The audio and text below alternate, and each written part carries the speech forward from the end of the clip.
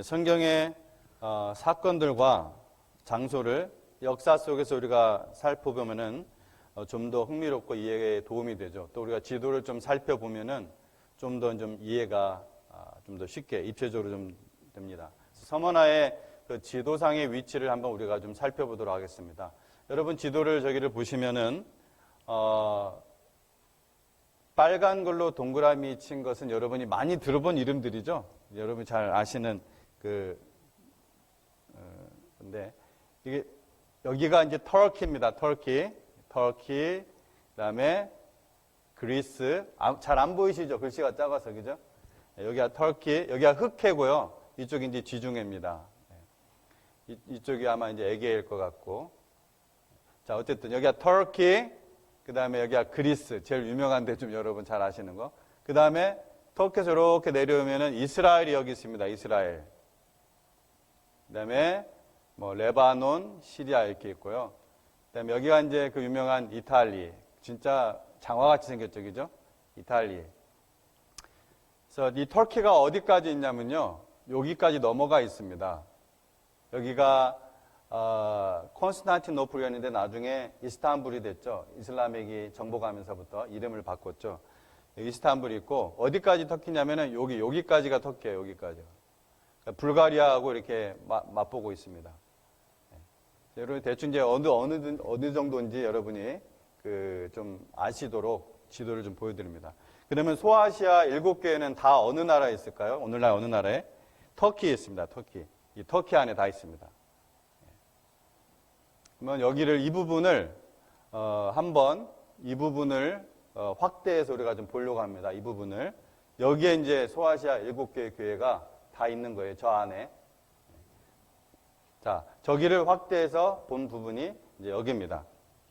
그래서 이렇게 됐어요. 에서버 두사 빌라. 제가 말한 대로 요한계시록 우리 예수님께서 말씀하시는 그 순서가 이 순서로 되어 있어요. 에서버 두사 빌라.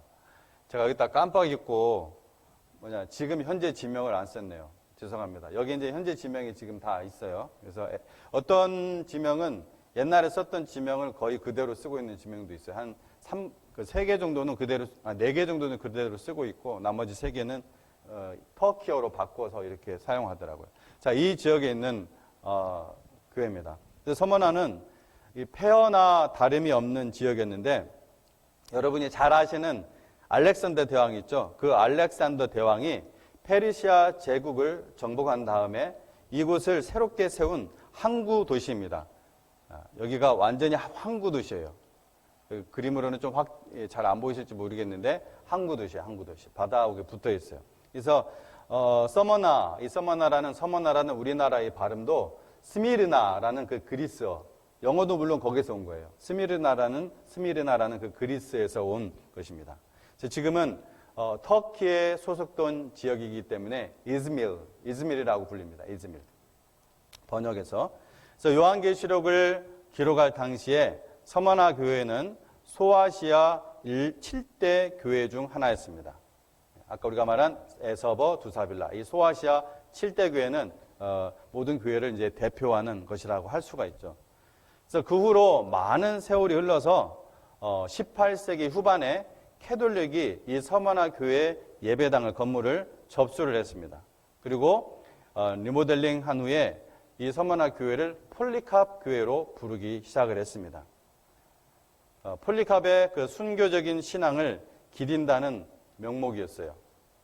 근데 여러분, 누구를 기리고 또 누구를 기념한다는 명목하에 하나님의 교회에 사람 이름을 붙일 수 있습니까? 여러분 그렇게 생각하세요? 그 근거를 어디서 우리가 찾을 수 있습니까? 찾을 수 없습니다. 여러분, 저도 달라스도 마찬가지지만 여기도 올라보면은 성 바울 교회, 성 베드로 교회, 성 디모데 교회, 성 아무개 교회, 이런 식으로 이름을 붙어 있는 교회가 꽤 있더라고요. 여러분, 교회는 오직 주님의 이름만 드러나야 합니다. 주님만 기리고 기억을 해야 돼요. 그래서 성경의 교회 이름들 중에 사람 이름을 넣어서 지은 교회 이름이 있나요? 하나도 없어요. 성경에 기록된 교회 중에 사람의 이름을 넣어서 지은 교회가 하나도 없습니다.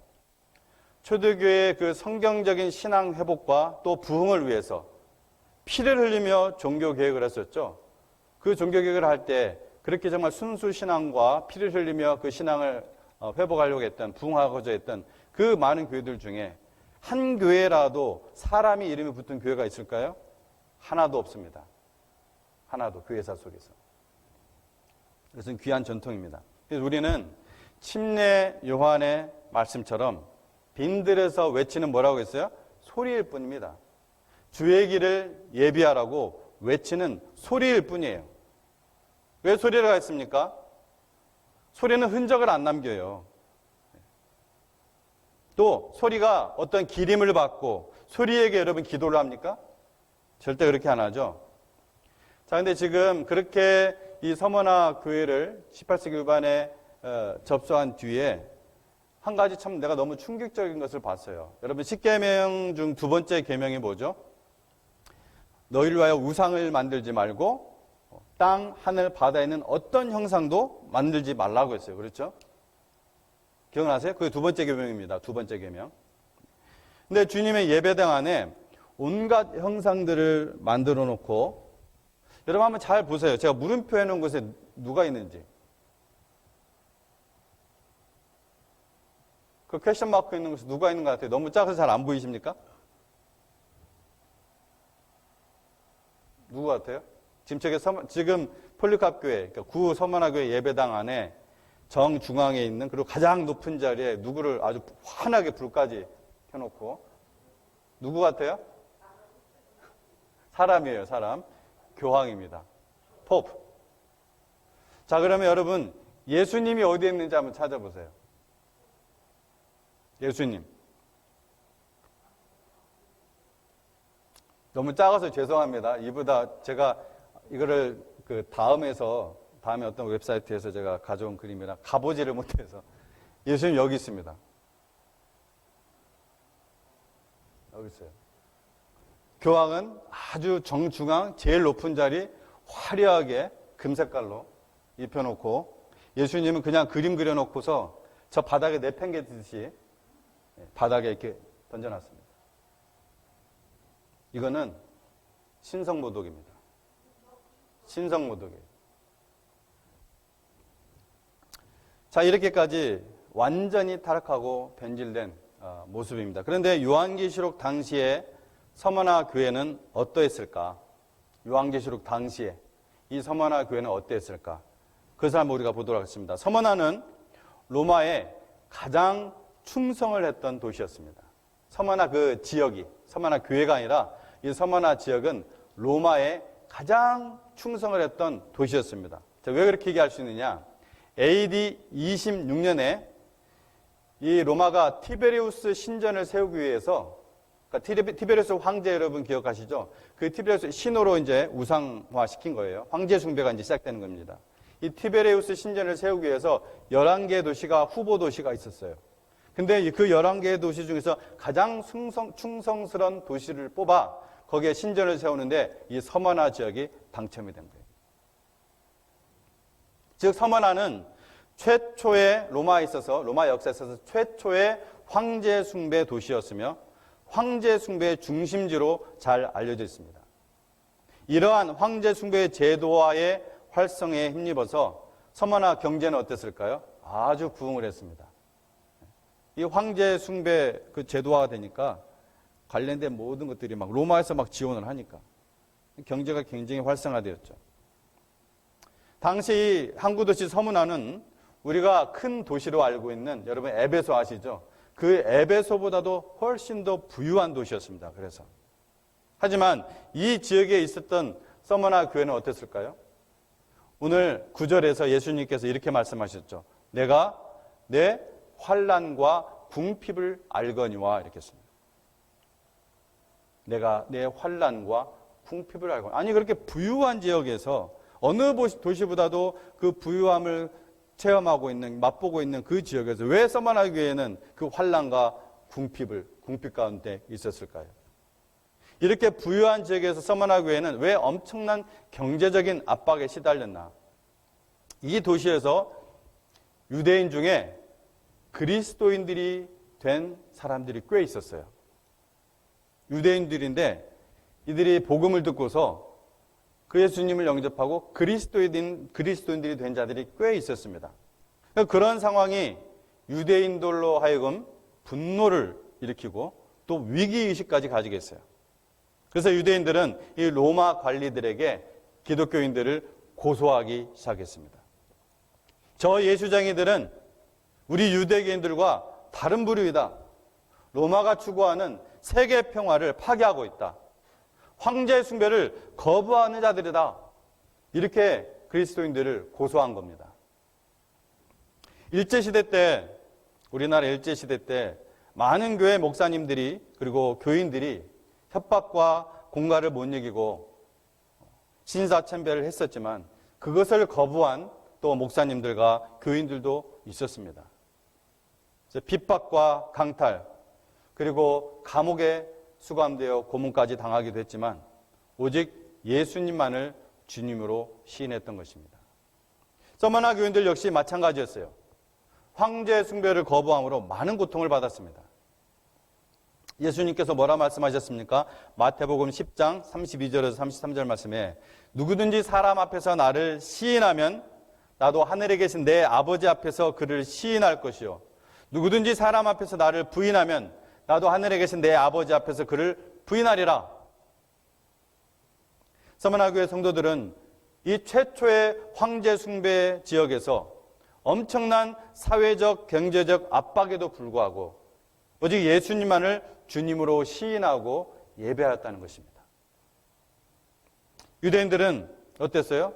형식적으로나마 그 속이 어땠는지 모르겠지만 형식적으로나마 황제 숭배도 하고 여호와 하나님도 예배하는데 로마인들의 눈에 볼 때 쟤네들은 유대인들은 황제 숭배도 하고 속으로는 어떨지 몰라도 또 여호와 하나님도 나름대로 회당에 모여서 예배도 하는데 이 그리스도인들은 황제 숭배를 거부하는 거예요. 결국 로마 총독은 그리스도인들에게는 종교적 자유를 금했습니다. 만약 그것을 어기는 경우 잡혀가고 또 벌금을 내고 온갖 고문을 당했습니다. 그 결과 서머나 교회는 그 지역의 그 부유한 도시와는 대비되어 엄청난 경제적인 압박에 시달렸습니다. 그런 경제적인 압박과 또 공포에도 불구하고 서머나 교회는 순교자 폴리카비 목회한 그러한 교회로서 순교자들이 나온 영적으로 부요한 교회였던 것입니다. 한자어로 부요라는 것은 아주 일어나서 힘차게 일어난다 그런 뜻이죠. 자, 세 번째, 요한계시록 당시에 서머나 교회는 어땠었는가? 지금 말고 요한계시록 당시 서머나 교회는 어땠을까? 서머나 교회는 신앙의 절개가 있어서 칭찬만 받은 교회였습니다. 칭찬만. 고난과 박해 중에도 기독교들은 이 신앙의 고수에 더욱 충성했습니다. 그래서 교회를 대표하는 요한계시록의 7개 교회 중에서 또 어떤 교회가 또 있죠? 빌라델비아, 그죠? 이 빌라델비아 교회와 함께 책망을 전혀 받지 않은 교회였습니다. 서머나 교회가. 다른 5개의 교회들은 다 책망을 함께 받았어요.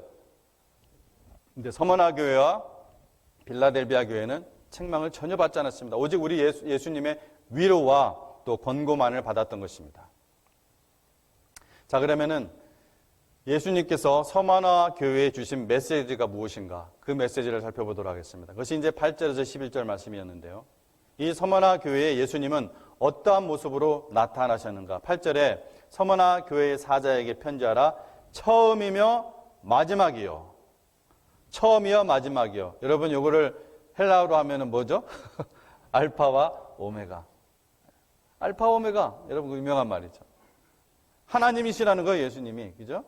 영원한 절대주시요, 역사의 결정자시요, 계획자시요, 또 통치자시라는 것을 말하고 있는 것입니다. 그것이 처음이요, 나중이라는 말의 의미입니다. 또 뭐라고 표현했어요? 8절에 처음이요, 마지막이요, 죽었다가 살아나신 이. 죽었다가 살아나신 이. 누굽니까? 예수님입니다. 즉 지금은 누구를 가리키냐면 처음이며 마지막이요, 죽었다가 살아나시니 같은 분을 가리키니까 예수님, 그분이 하나님이라는 거예요. 알파와 오메가 분이 누구밖에 없어요? 하나님밖에 없습니다. 예수님은 우리의 죄를 대속하기 위해서 십자가에서 죽으시고 또 우리를 의롭다 하시기 위해서 다시 살아나셨다라고 베드로전서 2장 24절에서 말씀하셨죠. 어떤 사람이 이렇게 이야기를 한다고 합시다. 저는 예수님의 삶은 다 믿는데, 다른 하나님 말씀은 다 믿는데 예수님이 정말 실제로 육체적으로 죽었다가 부활하셨다는 사실은 믿지 않습니다. 정말 그렇다면 그분은 성경적인 믿음도 아니고, 따라서 구원받은 하나님의 자녀도 아니고 오히려 가장 불쌍한 사람입니다. 고린도전서 15장 17절에서 20절 말씀에 뭐라고 하셨어요? 그리스도께서 다시 살아나신 일이 없으면 너희의 믿음도 헛되고 너희가 여전히 죄 가운데 있을 것이요 또한 그리스도 안에서 잠자는 자도 망하였으리니 만일 그리스도 안에서 우리가 바라는 것이 다만 이 세상의 삶뿐이면 모든 사람 가운데 우리가 더욱 불쌍한 자이리라. 그러나 이제 그리스도께서 죽은 자 가운데서 다시 살아나사 잠자는 자들의 첫 열매가 되셨도다. 아멘. 성경 전체의 내용이 예수 그리스도의 그 죽음과 부활을 예언하고 여러분 성취한 내용입니다. 이 믿음을 받은 자는 하나님의 큰 복을 받은 자입니다. 그 말의 의미를 여러분 묵상하시면서 감사하시기 바랍니다. 자, 예수님께서 주님께서 서마나 교회를 향하여 무엇이라고 칭찬하셨는가? 9절 말씀입니다. 내가 내 환난과 궁핍을 알거니와 실상은 내가 부요한 자니라. 자칭 유대인이라 하는 자들의 비방도 알거니와 실상은 유대인이 아니요 사탄의 회당이라. 하나님의 사랑하시는 여러분, 하나님은 나의 행위를 아십니다. 우리 예수님께서 나의 환난과 궁핍을 아십니다. 여러분, 한국 사람들이 가장 많이 걸리는 병이 뭔지 아세요? 구박사한테 물어보니까, 구박사가 누구죠? 구글. 구글. 구박사한테 물어보니까 섭섭병이라고 합니다. 한국 사람들이 가장 많이 걸리는 병이 섭섭병이라고 그래요. 이것을 내가 번역하라고 좀 보냈더니 뭔 말인지 몰라가지고 나중에 제가 다시 이렇게 번역을 좀 해줬는데 참 어려운 말이죠. 섭섭병. 영어 표현에 이런 게 참 찾기가 힘듭니다. 이 섭섭병과 삐침병은 나이와 함께 찾아오는 노안의 일종이라는 그런 글도 보았습니다. 그러나 젊은 사람들에게도 흔하게 나타나는 병입니다. 이 섭섭병에 걸리면은 의욕이 사라지고 인간관계도 끊어질 수 있습니다. 이것이 심각해지면은 주님한테도 반항이 될 수도 있습니다. 무서운 거예요. 아주 유명했던, 제가 여러분에게 이름만 대면은 금방 아는, 여기 있는 분 모두 다 알 거예요. 아주 유명했던 한국의 한 여성 탤런트는 이분이 아마 40대 때 자살을 한 것 같은데, 그러니까 젊을 때예요.